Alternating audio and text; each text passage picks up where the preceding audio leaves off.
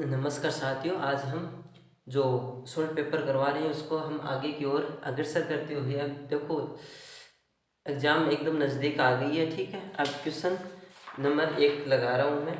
Question number 1 क्या कहता है कि क्वेश्चन नंबर 1 मैं भी पढ़ देता हूँ कि 156 का अभाज्य गुणनखंड होगा। देखो 2 की पावर 2 इंटू 3 इंटू 13, ये बी ऑप्शन दे रखा है 2 इंटू 3 इंटू दो 3 की पावर 2 इंटू 13, उसके बाद में 2 इंटू 3 इंटू 13, उसके बाद में क्या आता है 2 की पावर 2, 3 की पावर 2 और 13 दे रखा है। तो सबसे पहले हम अभाज्य गुणनखंड करेंगे 156 के। अभी पता चल जाएगा कि कौन सा सही है। ठीक है, तो दो का जाएगा तो 7 दूनी 14 और 16, 8 दूनी 16। ठीक है, उसके बाद में फिर 2 का जा रहा है 6 दूनी 3 दूनी 6, 3 दूनी 6 और एक बच्चा तो 18, 9 दूनी 18, फिर 3 का 3 एकम 3, 3 तिया 9। देखो फिर 13 अभाज्य संख्या हो जाती है, जो 13 में 13 का ही जाता है, तो 13 1। तो हमारा जो क्या बनेगा, देखो 2 की पावर 2 इंटू 3 इंटू 13, ये जो ऑप्शन होता है ना, ये ऑप्शन हमारा करेक्ट होगा। तो इसके अंदर जो फर्स्ट ऑप्शन है, ए ऑप्शन है, वही है, इसलिए ये ए ऑप्शन क्या होगा, करेक्ट होगा, क्योंकि 2 की पावर 2 ये बन गई 3 और उसके बाद में 13। ठीक है, उसके बाद में नेक्स्ट क्वेश्चन क्या कहता है, निम्नलिखित में से द्विघात बहुपद होगा। देखो कौन सा बहुपद होगा, इसमें 4 बहुपद दे रखे, इसमें बहुपद कौन सा होगा, ए बी सी और डी। ठीक है, ये लीनियर क्वेश्चन है। ठीक है, 2x-3। ठीक है, उसके बाद में y² -2, उसके बाद में क्या दे रखा है, x की पावर 3 प्लस x प्लस 4, उसके बाद में कौन सी इक्वेशन दे रखी है, 2x प्लस वाई प्लस जैसे 4 है या 2 दे रखा है। ठीक है, 2। अब देखो हमारे पास इसमें हमें बताना है कि कौन सा द्विघात बहुपद है। द्विघात बहुपद पूछा है, क्या पूछा, द्विघात बहुपद। अब आपने द्विघात बहुपद के बारे में अच्छी तरह से सीख रखा है कि पी एक्स बराबर क्या होता है, ax² plus bx plus c, इस टाइप का होता है। इसमें हम सिर्फ क्या चेंज कर सकते हैं, ओनली वेरिएबल चेंज कर सकते हैं। वेरिएबल मतलब चर राशि चेंज कर सकते हैं। तो यहाँ पर मैं इसको इस प्रकार लिख सकता हूँ, पी वाई, एक्स की जगह में क्या रख देता हूँ, वाई, तो मेरा वेरिएबल चेंज हो जाता है ay² plus by plus c, इस प्रकार का बन जाता है। अब देखो हमारे पास ये तो लीनियर इक्वेशन है, लीनियर बहुपद है, मतलब एक घात बहुपद है, ये तो हमारा एक घात बहुपद है, या रैखिक बहुपद बोलते हैं इसे। ठीक है, इसके बाद में देखो इसमें 3 घात है, तो ये हमारा त्रिघात बहुपद है। ठीक है, त्रिघात बहुपद है, जो हमें चाहिए नहीं। ये हमारा देखो अभी ये बहुपद नहीं है, ये एक हमारी रैखिक समीकरण है, क्योंकि इसमें 2 वेरिएबल आ रहे हैं और 2 वेरिएबल कभी भी बहुपद में नहीं आते, इसलिए हमारा बहुपद ये होगा कौन सा, द्विघात। तो बी ऑप्शन सही होगा, हमारा द्विघात बहुपद ये होगा, क्योंकि स्टैंडर्ड फॉर्म ये होती है, सिर्फ हम वेरिएबल चेंज करते रहते हैं। यहाँ पर x की जगह u v w x y z y t इस प्रकार के वेरिएबल चेंज करते रहेंगे, तो ये x जो है वो भी चेंज होते रहेंगे, इसलिए y² -2, इसमें देखो 2 तो घात है और इस प्रकार का ये द्विघात समीकरण है। ठीक है, सॉरी द्विघात बहुपद है, समीकरण नहीं।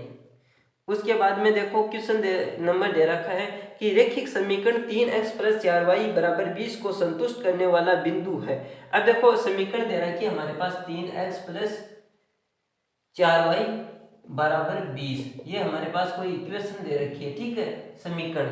अब देखो इस समीकरण में क्या कर रखे हैं, 4 पॉइंट दे रखे हैं, एक तो 2 और 4।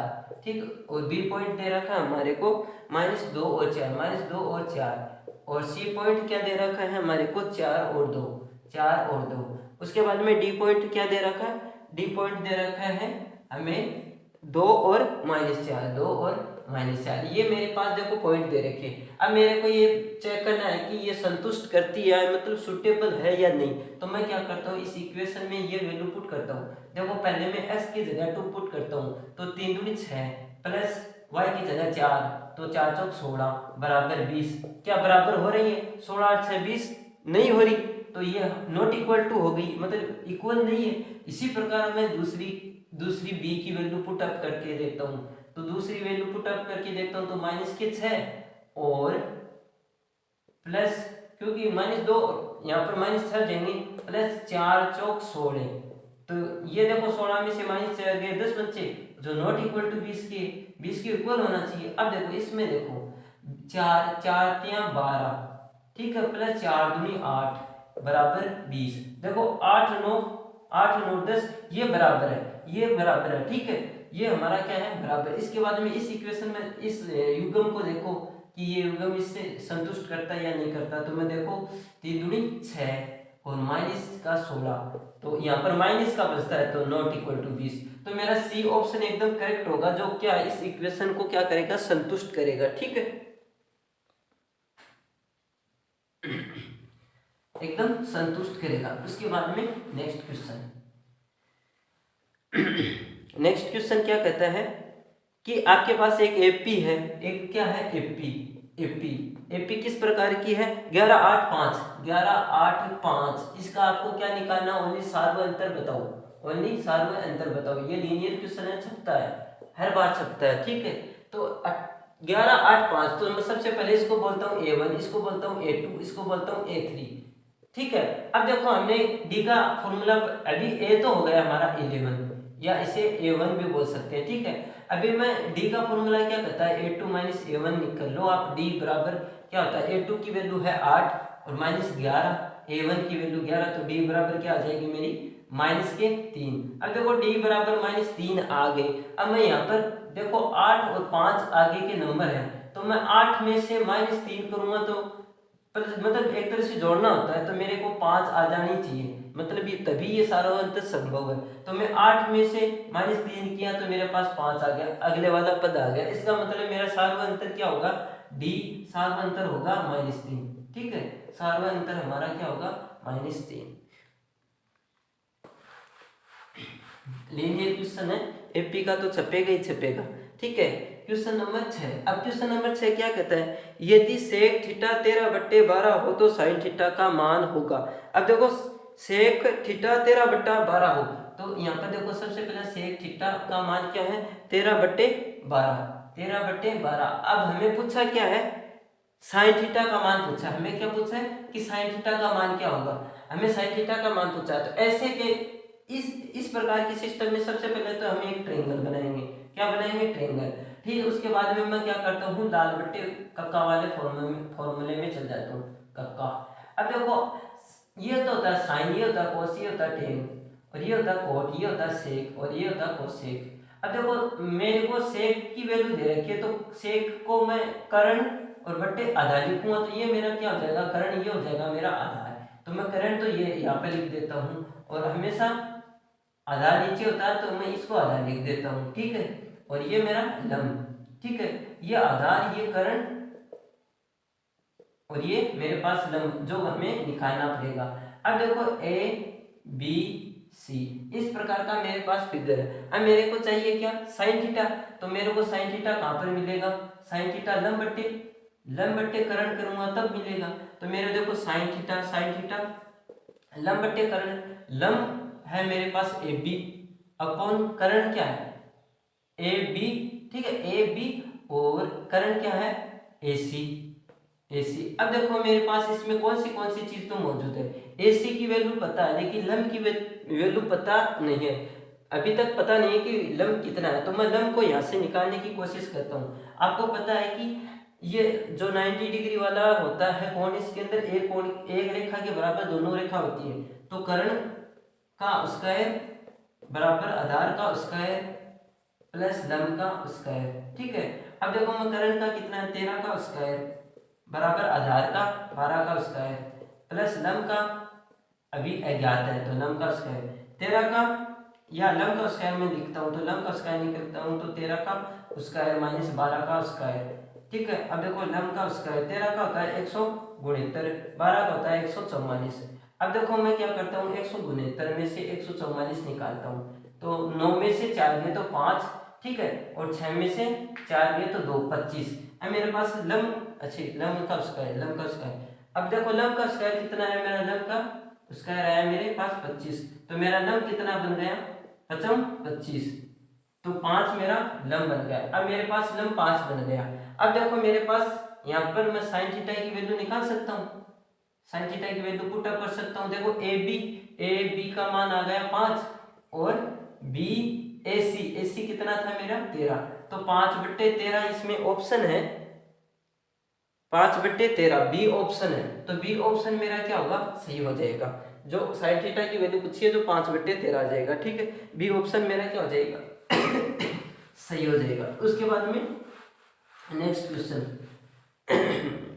क्वेश्चन क्या कहता है कि अभी देखो एक दे रखी है लाइन, वो दे रखा है क्वेश्चन नंबर, वृत्त के व्यास के सिरों पर खींची गई स्पर्श रेखा होती है। देखो वृत्त के व्यास के सिरों पर, अब देखो वृत्त ये बन गया और वृत्त के व्यास के सिरों पर, ये हमारा व्यास हो गया वृत्त के अंदर, ठीक है, ये बिंदु O होता है, ठीक है। अब ये मेरा व्यास है वृत्त के अंदर, और वृत्त के व्यास के सिरों के ऊपर जब हम डालते हैं, कोई भी लंब डालते हैं, तो वो कितने डिग्री बनता है, 90 डिग्री बनता है, इधर भी और इधर भी। तो ये जो रेखा किस प्रकार की बनती है, हमेशा व्यास के सिरों पर हमेशा किस प्रकार की बनती है, समांतर रेखा बनती है। किस प्रकार की, समांतर रेखा, ठीक है। तो इसमें कौन सा ऑप्शन सही होगा, समांतर रेखा, प्रतिच्छेद, संपत्ति, कोई नहीं, तो समांतर रेखाएं बनेगी। जैसे ये ए बी, ठीक है, और इसे ए डैश बी डैश बोल देता हूं, तो मेरा ए बी होगा वो समांतर होगा किसके, ए डैश बी डैश के, ठीक है। इस प्रकार मैं इसको सॉल्यूशन कर सकता हूं, इसलिए मैं कहूंगा कि ये मेरी किस प्रकार की रेखाएं, समांतर रेखाएं हैं। अब देखो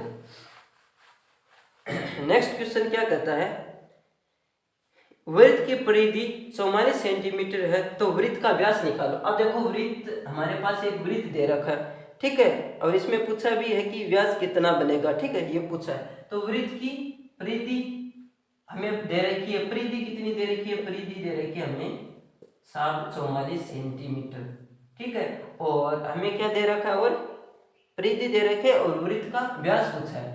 अभी हमें क्या पूछा है, वृत्त का व्यास पूछा है।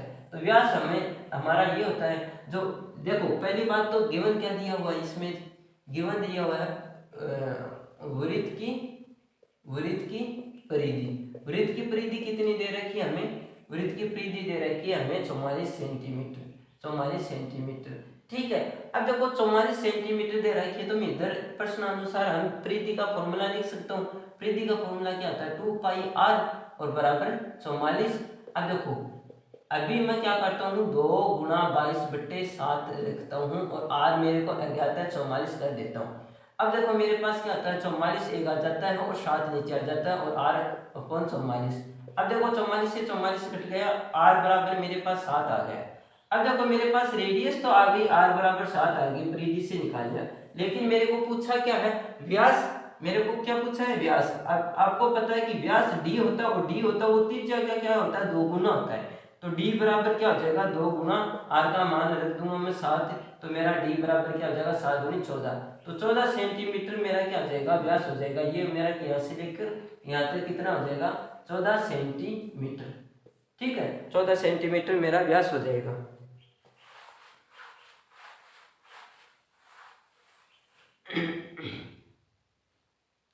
उसके बाद में नेक्स्ट क्वेश्चन क्या कहता है, यदि एक गोले का व्यास 6 सेंटीमीटर है तो गोले का आयतन ज्ञात कीजिए। ये क्वेश्चन भी इंपॉर्टेंट है, क्वेश्चन नंबर 9। यदि गोले का व्यास 6 सेंटीमीटर है तो गोले का आयतन ज्ञात कीजिए। ये हमारे पास क्या एक गोला है। अब गोले का क्या दे रखा है, व्यास दे रखा है। देखो गोले का क्या दे रखा है, व्यास। व्यास का मतलब यहाँ से लेके यहाँ तक दूरी दे रखी है 6 सेंटीमीटर। मैं इसकी रेडियस बनाता हूँ, तो मेरे पास आपको पता है कि रेडियस डायमीटर होता है वो 2r होता है, तो रेडियस क्या होती है, d/2 होती है, जबकि r में निकालनी है तो d कितना दे रखा है 6/2, तो r मेरे पास क्या जाएगा 3 सेंटीमीटर, तो मेरी रेडियस कितनी बनी 3 सेंटीमीटर। अब देखो ये चीज तो मैं व्यास तो ठीक है, ये व्यास कितना दे रखा था मेरे को, व्यास दे रखा था 6 सेंटीमीटर। अब देखो मेरे को पूछा क्या है, गोले का आयतन।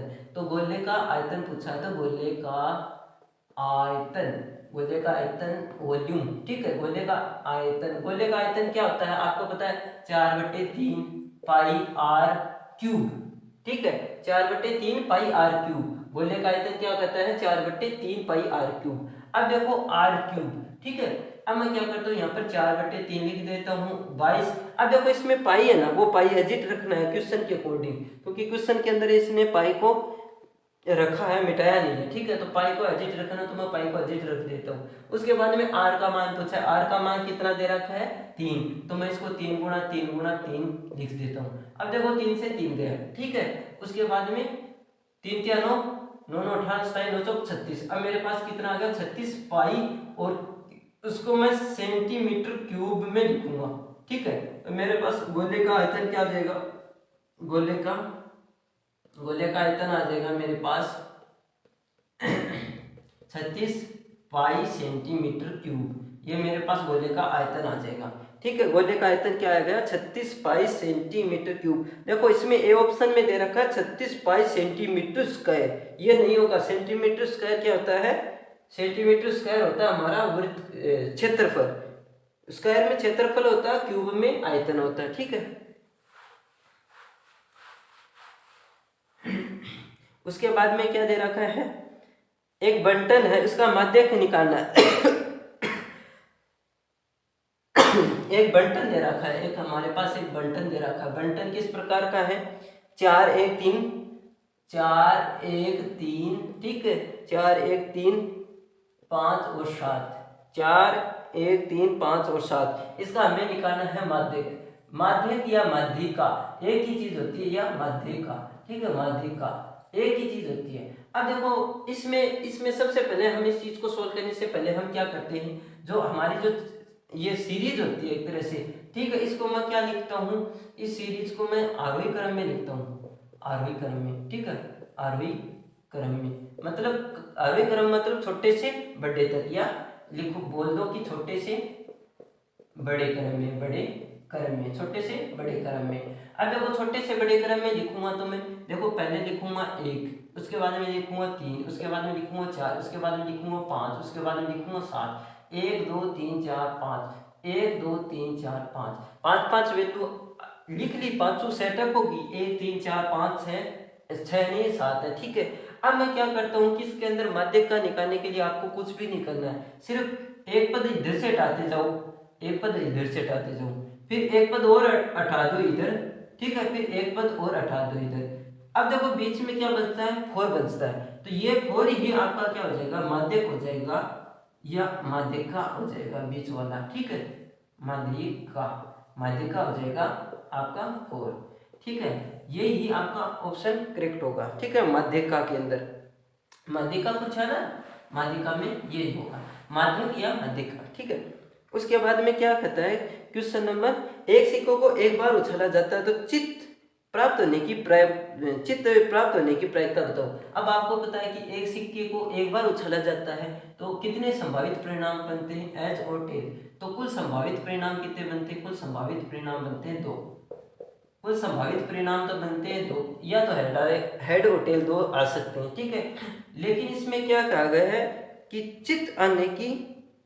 चित्त प्राप्त होने की प्रायिकता, तो चित्त प्राप्त होने की प्रायिकता तो होने की, अब चित्त हमारे अनुसार मतलब अनुकूल कितने आया, चित्त अनुकूल तो एक ही आएगा, अपने अनुकूल एक ही आएगा चित्त, क्योंकि इसमें ये तो हमारा पट है और ये हमारा क्या है, चित्त। अब चित्त आपको पता है कि एक बार आएगा, क्योंकि यह इसको उछालेंगे तो एक ही शेप हमारे पास आएगी, दोनों शेप तो आ नहीं सकती, तो हमारे पास एक शेप आएगी। तो मैं इसका प्रायिकता लिखूंगा, इसकी प्रायिकता क्या होगी मेरे पास, इसकी प्रायिकता होगी मेरे पास 1/2, ये मेरे पास इसकी प्रायिकता हो जाएगी, चित्त आने की प्रायिकता।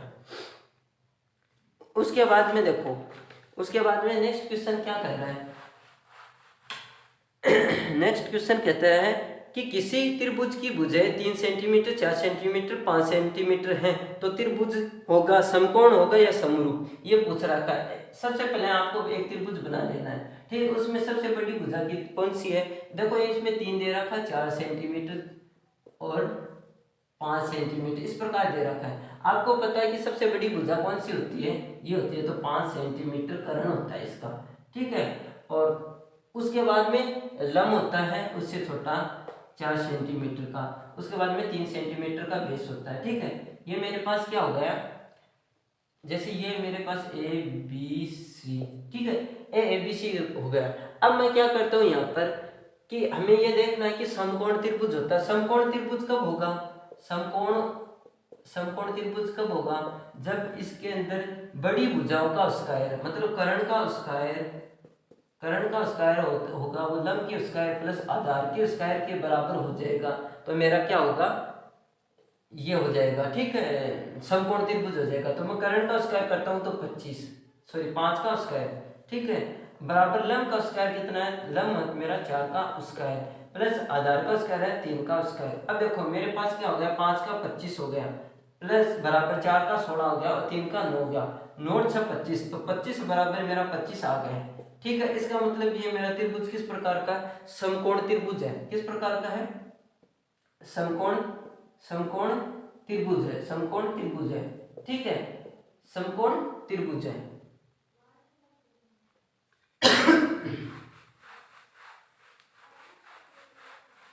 उसके बाद में देखो क्वेश्चन नंबर दे रखा है कि cos square 90 minus theta plus sine square 90 minus theta का मान होगा। देखो क्वेश्चन नंबर दे रखा है cos square 90 minus theta plus sine square 90 minus theta का मान होगा। क्या मान होगा ये पूछा हमें, ठीक है। तो अब देखो इसका मान कैसे पता लगाए? तो आपको पूरक कोण का नॉलेज होना चाहिए। मतलब पूरक कोण किसे कहते हैं? पूरक कोण का आपके पास नॉलेज होना चाहिए। पूरक कोण किसे कहते हैं? पूरक कोण उसे कहते हैं जो, मतलब जैसे साइन थीटा लिखता हूँ मैं, साइन 90 माइनस थीटा लिखता हूँ तो वो क्या हो जाता है? कोस थीटा के बराबर हो जाता है। जैसे मैं कोस 90 माइनस थीटा लिखता हूँ तो वो मेरे क्या हो जाता है? साइन थीटा हो जाता है, ठीक है। ये होता है पूरक कोण। अब देखो ये इन दोनों का ही हम यूज करेंगे, सिर्फ इन दोनों का ही यूज करेंगे। अब देखो मैं इसके तरफ इधर स्क्वायर लगा दूं तो मेरा इधर भी स्क्वायर बन जाएगा, तो क्योंकि दोनों तरफ स्क्वायर लगता है, इधर स्क्वायर लगाता हूं तो इधर भी स्क्वायर लगता है। अब देखो मेरे पास इसकी वैल्यू क्या है, इसकी वैल्यू क्या है, तो cos स्क्वायर 90 माइनस थीटा की वैल्यू क्या आ गई मेरे पास? साइन स्क्वायर थीटा, और प्लस उसके बाद में मेरे पास साइन स्क्वायर 90 माइनस थीटा की वैल्यू क्या आ गई? cos square theta. अब देखो आपने sine square theta plus cos square theta की एक चीज पढ़ रखी है, समसमीका जिसे ए कहते हैं। तो इसकी जो हमारी cos square 90 minus theta plus sine square 90 minus theta की वैल्यू 1 आ जाएगी, ठीक है। इसकी वैल्यू क्या आ जाएगी? 1 आ जाएगी।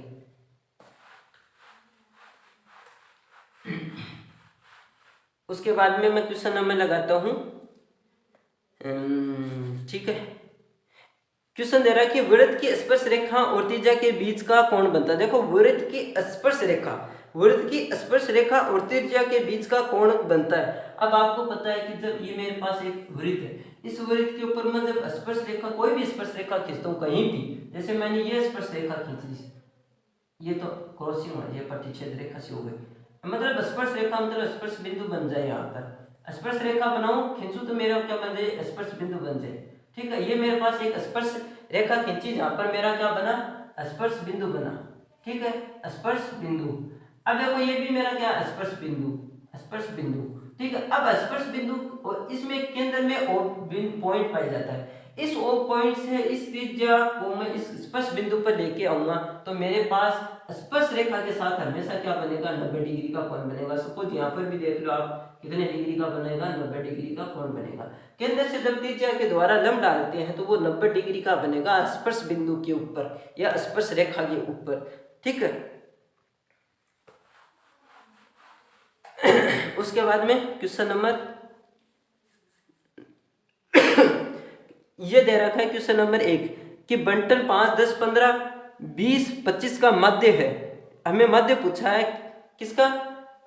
5 10, ठीक है, 5 10 15 20 और 25, इसका हमें क्या पूछा है? मध्य की मध्य निकाल के दिखाओ। मध्य का मतलब क्या होता है? x बार। अब देखो आपने माध्य के बारे में, इसे माध्य भी कहते हैं, इसे क्या बोलते हैं? औसत भी बोलते हैं। माध्य को क्या बोलते हैं? औसत भी बोलते हैं। अब देखो आपने औसत का छोटी क्लास में पढ़ा है कि औसत का फॉर्मूला क्या कहता है? औसत का फॉर्मूला ये कहता है कि कुल संख्याओं का योग, कुल संख्याओं का या कुल आंकड़ों का योग, ठीक है, अपॉन कुल संख्या में कितनी संख्या है, ये फॉर्मूला कहता है ना। अब देखो कुल संख्याओं का योग, मैं इस संख्याओं का योग करता हूँ। पहले मेरे पास 5 प्लस 10, योग में प्लस लगता है, 15 प्लस 20 प्लस 25, ठीक है मेरे पास आ गए। अब कितनी संख्या है, 1 2 3 4 5, 5 संख्या। अब देखो मैं क्या करता हूँ, 10 है 5, 15 15 15, 30 30 है 20, 50 50 है 2, 50 है 2 60, 50 60 70 70 5 75, 75 बट्टे 5। अब देखो मैं इसको औसत निकालूं, औसत, औसत को ही मैं क्या करता हूँ, माध्य। औसत ही एक तरह से माध्य होता है, ठीक है। इसे s बार से निरूपित कर रिप्रेजेंट करते हैं। अब देखो कितनी बार गए, 5 का 5, 5 दिया 15, 5 दिया 15, 55 25, 2 बचेगा यहाँ पर तो 15, तो मेरा कितना आंसर आ जाएगा 15। तो इसे मैं x बार मेरा कितना है 15, इसे मैं माध्य भी बोलता हूँ या औसत, ठीक है। ये कितना आ जाएगा मेरा 15।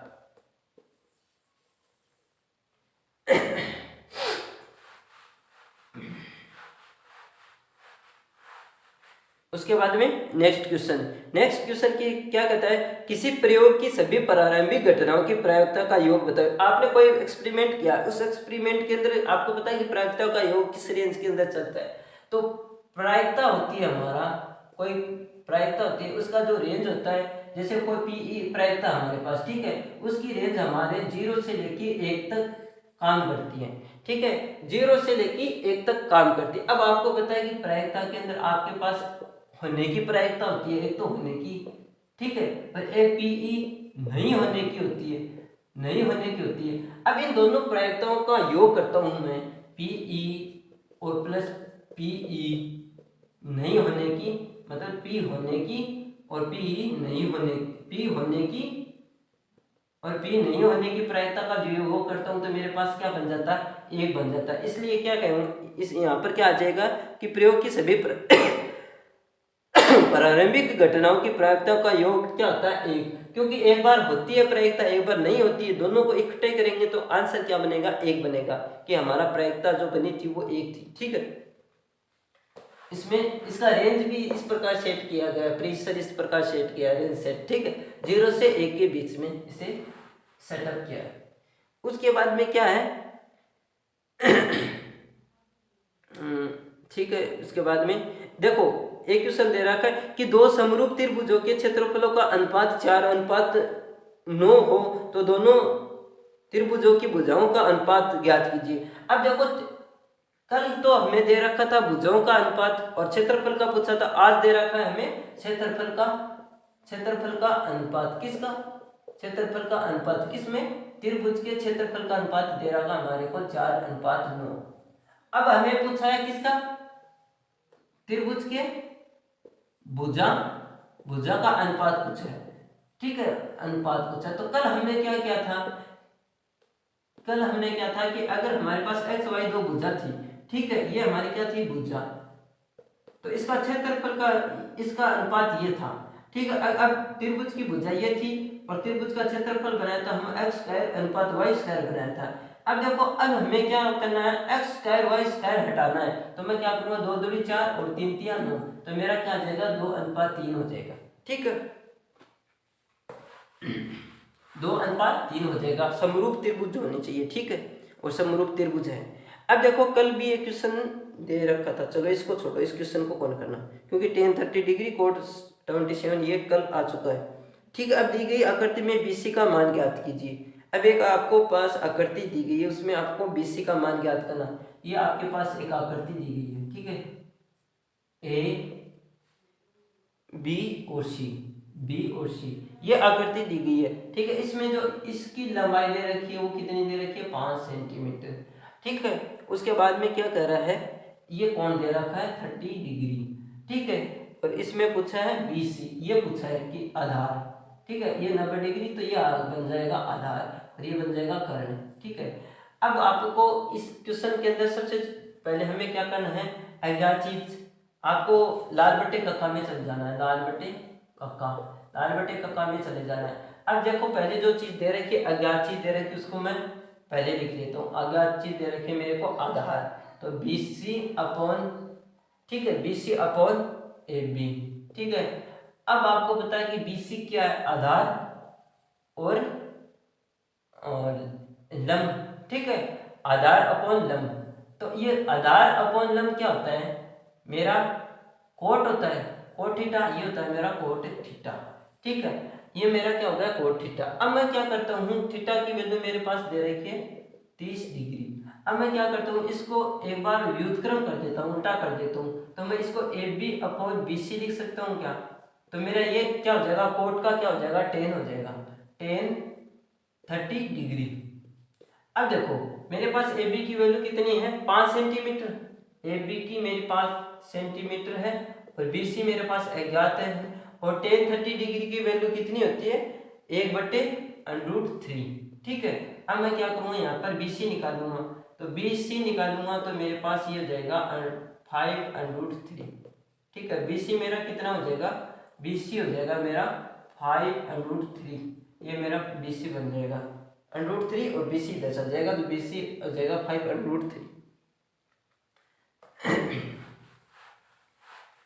उसके बाद में एक क्वेश्चन हो रहा है, ठीक है, ये क्या कहता है कि यदि एक बिंदु P से O केंद्र के वाले किसी वृत्त पर PA स्पर्श रेखा परस्पर 73 डिग्री कोण पर झुकी हुई है, तो त्रिभुज AOB का मान ज्ञात कीजिए। अब देखो आपके पास ये एक वृत्त है, ठीक है, एक ये बाह्य बिंदु A है, बाह्य बिंदु क्या दिया है, यदि एक बिंदु P से O के केंद्र वाले किसी वृत्त पर PA और PB स्पर्श रेखाएं खींची जाती हैं, तो PA, तो यहाँ पर ये P पॉइंट यहाँ पर होगा, ठीक है, तो PA और PB दो स्पर्श रेखाएं खींची जाती हैं, ठीक है, दो स्पर्श रेखाएं खींची जाती है, और आपको पता है कि केंद्र बिंदु O होता है वृत्त के अंदर, खींची जाती है, तो ये केंद्र बिंदु वाले किसी वृत्त पर PA PB स्पर्श रेखाएं परस्पर 73 डिग्री कोण पर झुकी हुई हैं, ये दोनों रेखाएं आपस में परस्पर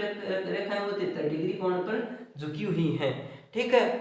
तो इसमें कोण AOB का मान निकालो, तो कोण, अब देखो आपको पता है कि जहां पर ये जो A और B होते हैं, थोड़े से यहाँ पर लिख दो इसको, ठीक है, ये हमेशा आपको केंद्र बिंदु वृत्त के केंद्र बिंदु के साथ हमेशा कितने डिग्री का स्पर्श रेखा कितने डिग्री का कोण बनाती है, 90 डिग्री का, तो ये 90 डिग्री का, ये 90 डिग्री का, और ये भी एक कोण बन जाता है, ठीक है, ये भी एक कोण बन जाता है, त्रिभुज AOB हमें निकालना है, तो त्रिभुज AOB हमें निकालना है, ठीक है, ये हमें निकालना है, और ये दे रखा है। अब देखो आपको पता है कि कितने त्रिभुज बन गए, इसको मैं कोण 1 दे देता हूँ, इसको कोण 2 दे देता हूँ, इसको कोण 3 दे देता हूँ, इसको कोण 4 दे देता हूँ। अब आपको पता है कि चतुर्भुज के सारे कोणों का योग कितना होता है, 360 डिग्री, तो त्रिभुज कोण 1 का मान प्लस कोण 2 का मान प्लस कोण 3 का मान प्लस कोण 4 का मान कितना होता है, टोटल 360 डिग्री चतुर्भुज, क्योंकि चतुर्भुज आकृति बन गई है, तो चतुर्भुज आकृति में सभी कोणों का योग, सभी कोणों का योग, ठीक है। अब देखो अब मेरे पास क्या है, कोण A, इसको कोण A का मान है 73 डिग्री, ठीक है, प्लस कोण B, कोण 2 तो 90 डिग्री, प्लस कोण ये 3 हमें अज्ञात है, जो क्या है वो कोण 3 को ही हमने क्या माना है, ये अज्ञात है, कोण AOB, ये हमें ज्ञात करना कोण 3, ठीक है, कोण 3 प्लस कोण 4 भी 90 डिग्री है, और बराबर कितना हमारा 360 डिग्री। अब देखो कोण 3, ठीक है, कोण 3 बराबर मैं क्या करूंगा कि कोण 3 निकालना, तो मेरे पास 360, और ये हो जाएगा 90 90 80 माइनस 180 डिग्री, और माइनस के 73 डिग्री, ठीक है। अब कोण 3 निकालूंगा, तो कोण 360 में से 180 आधा बचा, तो 180 डिग्री बचा, 180 डिग्री से मैं 73 डिग्री निकालूंगा, 73 डिग्री, ठीक है, तो 180 से आप 73 डिग्री निकालिए, तो 10 में से 3 गए, तो 7 7 8 9 10, ठीक है, 7 और 7 में से 7 गए 0,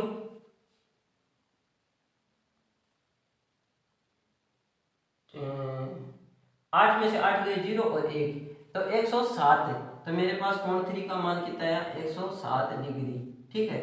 तो एक कोण हमारे पास कोण AOB का मान कितना है, 107 डिग्री, ये हमारा आंसर आ जाएगा। आज के लिए इतना ही। ठीक है, बेस्ट ऑफ लक एग्जाम के लिए।